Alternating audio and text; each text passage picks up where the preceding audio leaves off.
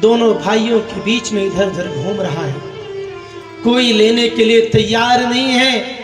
चित्रकूट में प्रथम बैठकी हुई,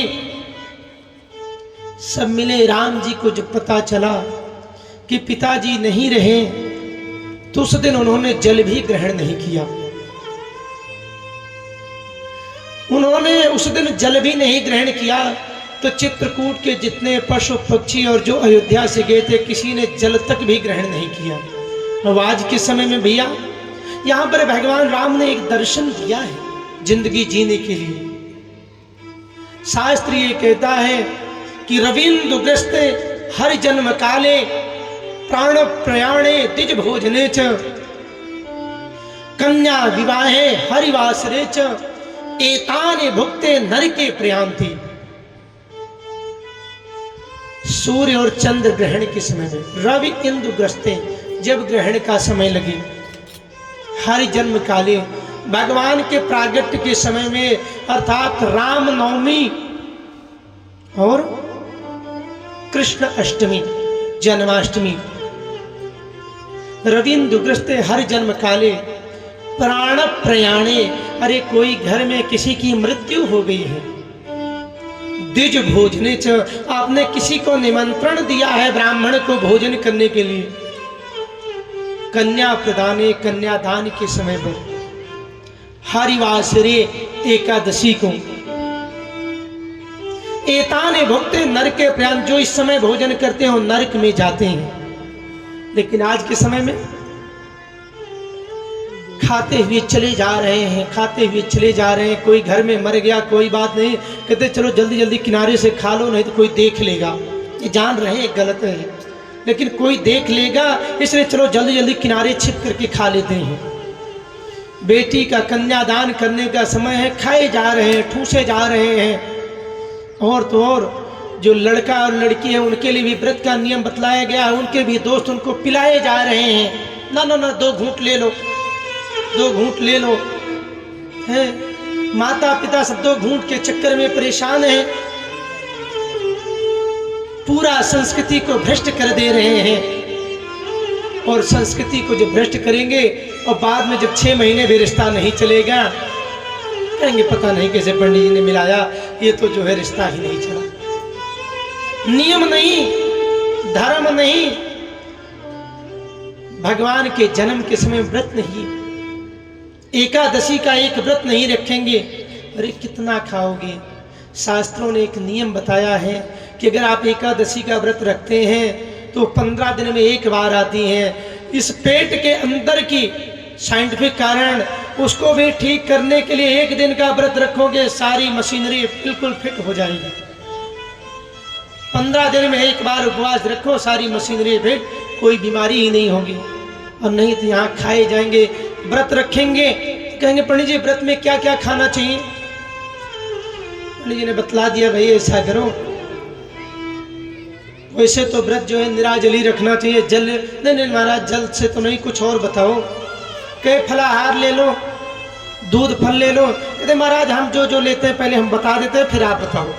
अच्छा भैया तुम क्या लेती हो। कहते कुछ नहीं महाराज, जब सुबह हुई तो स्नान वगैरह करने के पश्चात तो चाय तो व्रत में पी लेते हैं ना, तो चाय तो पीते हैं, अब सूखी चाय तो पी नहीं जाती है, अब वो बाकी दिनों में तो नमकीन ले लेते हैं, बिस्किट ले लेते हैं। इसमें व्रत रहता है तो ड्राई फ्रूट ले लेती हूँ साथ में। अच्छा भैया बहुत अच्छी बात है, ड्राई फ्रूट के साथ चाय ले लिया। और फिर कुछ नहीं महाराज 11 बजे तक जो है ना वो थोड़ा सा आलू का बनाते हैं और फल लेते हैं और उसके साथ जूस वगैरह ले लेते हैं, बहुत अच्छी बात है। और बस कुछ नहीं 4 बजे तक महाराज फिर एक बार चाय ले लेते हैं और कुछ ड्राई फ्रूट वगैरह, व्रत का समय तो है ये, भूख तो लगती है। अच्छा जी, और शाम को तो फिर वो कुट्टू की पकौड़ी और सब्जी और फल और उसके बाद जो है 4 केले और फिर साथ में 1 गिलास दूध ले लेते हैं। पंडित जी ने अपना माथा पकड़ लिया, कहा और क्या खाना चाहती हैं आप, तुम्हारा व्रत तो ऐसे ही पूर्ण हो गया। पूरे दिन खाते हुए चले जा रहे हैं और फिर भी कहें और क्या खा सकते हैं। अरे व्रत का नियम, व्रत का मतलब होता है इस शरीर को एक दिन सुखाने से है, इसको तपाओ। सोना जितना तपता है उतना ही 24 कैरेट खरा होता है, बाकी तो वो मिक्स हो जाता है। इसलिए जीवन जीने की कला आप सीखें। प्रथम बैठकी चित्रकूट में हुई और वहां पर भरत जी जाकर के गुरु वशिष्ठ जी से कहते हैं कि गुरुदेव, आप जो है ना राम को आदेश दीजिए कि वो चले चले अयोध्या, और वो आपकी बात को नहीं टालेंगे। गुरुदेव ने कहा, भरत,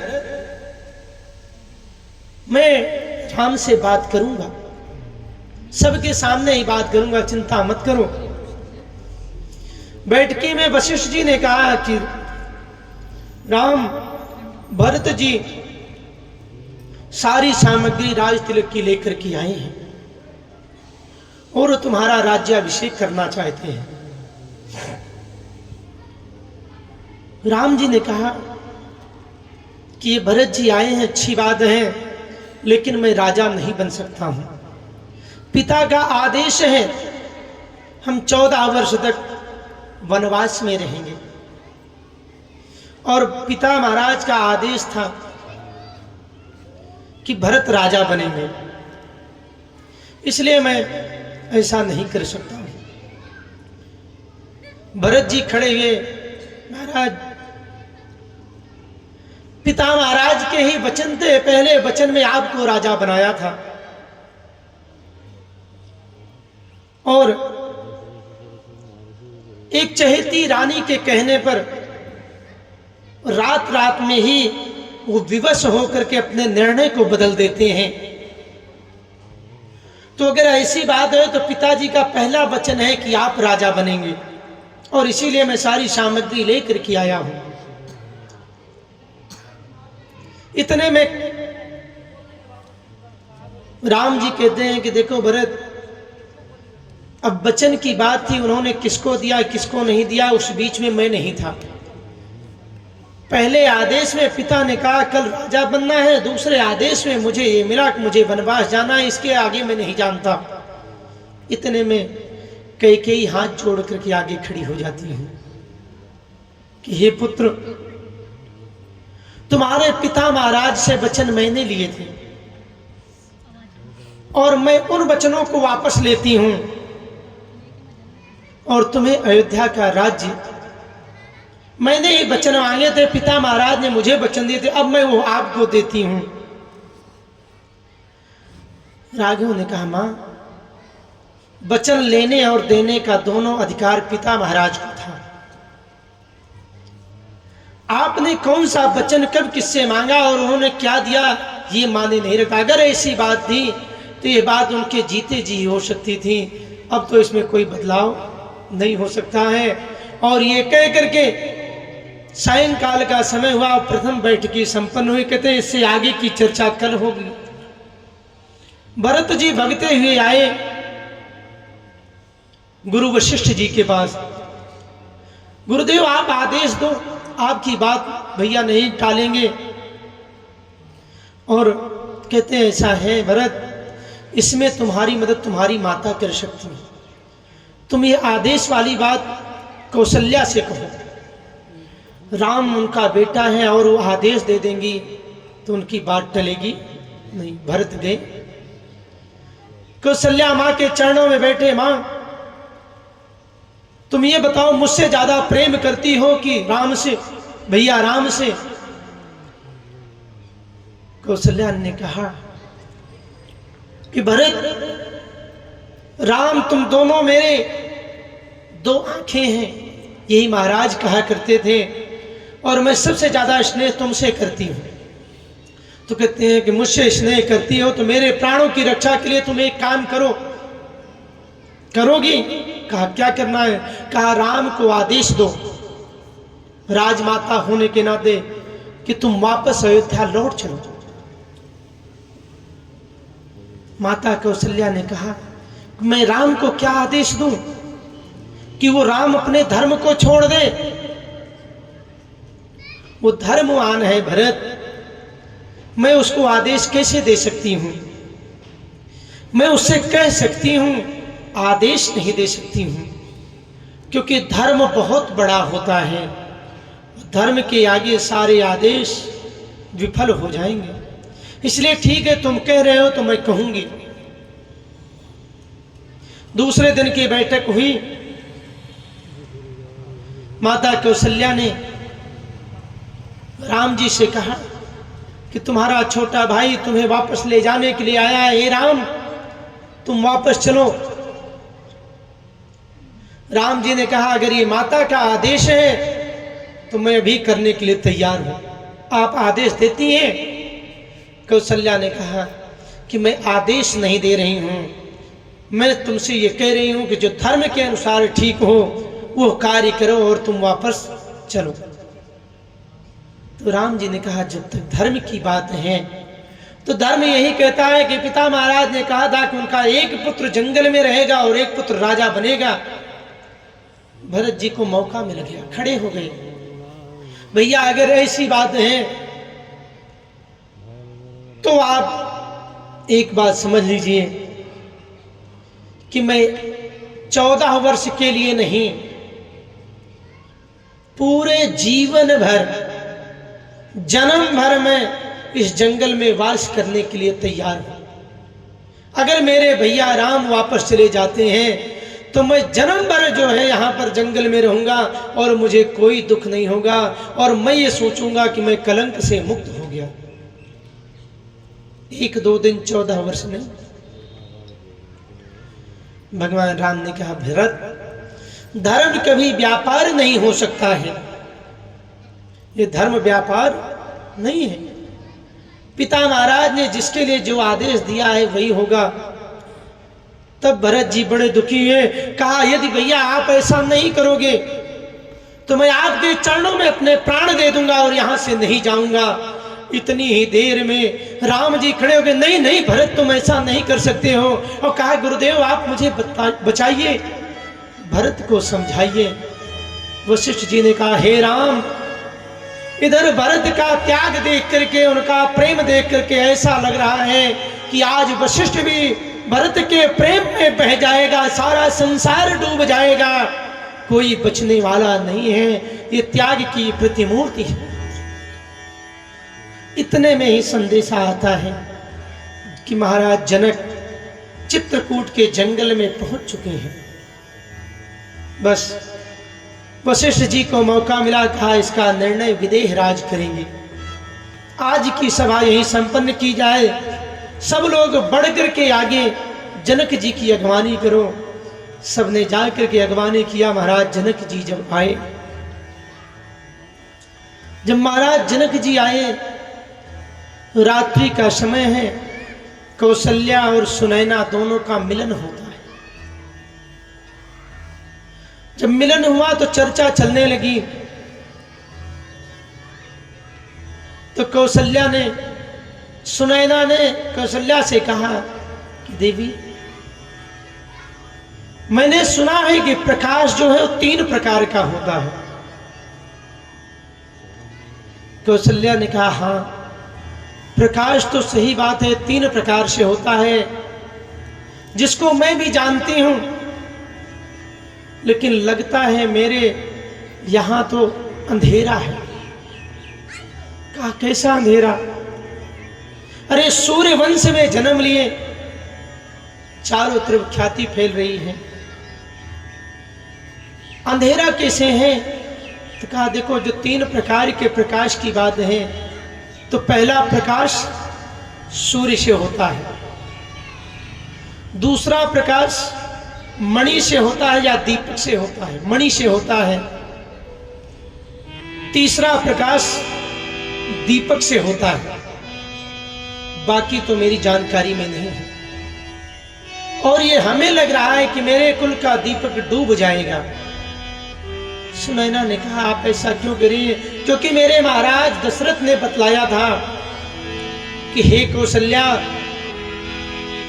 भरत जो है ना सूर्यवंश का दीपक है, और आज देख करके ऐसा लग रहा है कि राम के वियोग में अपने प्राण दे देगा। और यदि ऐसा हो गया तो सूर्यवंश का दीपक डूब जाएगा। जो महाराज ने कहा था वो दीपक अस्त हो जाएगा। तो मुझे राम की चिंता नहीं है कि मुझे राम की चिंता हो, राम जाएंगे कि नहीं जाएंगे। मुझे जानकी की भी चिंता नहीं है, लक्ष्मण की भी चिंता नहीं है। मुझे जो चिंता है मेरे भरत के, मेरे कुल के दीपक की है। कहीं वो ना अस्त हो जाए, क्योंकि वो किसी भी तरह से मानने के लिए तैयार नहीं है। इसलिए हे दीदी, तुम ही मेरी मदद कर सकती हो। बोलिए श्यापति रामचंद्र भगवान की जय। इसलिए हे देवी, मेरी मदद करो। जनक जी से कहो और वो राम को आदेश दे कि राम वापस चले आए, चले, और नहीं तो मेरे कुल की रक्षा करना बड़ा मुश्किल हो जाएगा। मेरा कुल का दीपक शांत हो जाएगा। मेरा भरत कुछ भी अन्न जल ग्रहण नहीं कर रहा है। जब से निकला है वो एक ही जिद पे है कि मैं भैया को ले जाऊंगा। तो मुझे और किसी की चिंता नहीं, मुझे केवल और केवल भरत की चिंता है। महारानी सुनैना ने कहा कि मैं जनक जी से बात करूंगी। जनक जी से बात किया, कहा कौशल्या को एक ही चिंता है, उनके कुल का दीपक अस्त ना हो जाए। जनक जी ने कहा चिंता ना करो, जितना मैं जानता हूं इन चारों भाइयों को, भरत वही कहेंगे जो राम जी के, भरत वही करेंगे जो राम जी कहेंगे। ये विश्वास रखो, वो राम जी के राम जी से थोड़ा भी इधर उधर नहीं जाएंगे। प्रातः काल की बैठकी शुरू हुई। बैठकी में महाराज जनक ने कहा कि मैंने सुना है, और जब मैं सुना कि भरत जी जो हैं राम जी को मनाने के लिए चित्रकूट गए हैं, तो मुझसे भी ना रहा गया और मैं भी वहां से चला आया। राम और भरत के प्रेम को देख करके ऐसा लगता है कि सारा संसार यहां डूब जाना चाहता है, इसमें कुछ भी बचना नहीं चाहता।